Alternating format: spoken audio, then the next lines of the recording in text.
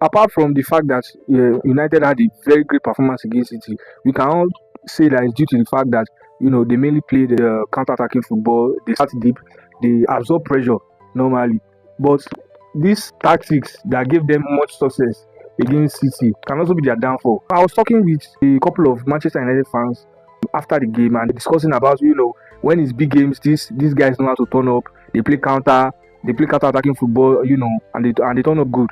But when faced with smaller teams, Manchester United midfield cannot, control the game. They fail to, create clear-cut chances from the midfield. I'm basically dominate the middle of the park essentially. But what I saw with the addition of Kobbie Mainoo to Casemiro as the midfield pivot and putting Bruno Fernandes in his preferred 10 position, Omo, Omo, forget that midfield two wey Ruben Amorim dey do wey be say e go bench Mainoo no be am at all. What I saw with that midfield three that Carrick employed was actually fantastic, and I think it may be able to give you guys a little bit of, maybe not even a little bit, much control against when playing against smaller teams. What I saw against City, Casemiro doing defensive duties, sharp, flying into tackles here and there, not giving the attack breathing space, breaking up play, being a destroyer, and also anchoring the midfield. You know, be say Donnarumma sef get choco for head. Normally, he supposed score that goal. I think in the first half when it was him and the keeper, when I think Donnarumma made the double save, was I think something like that.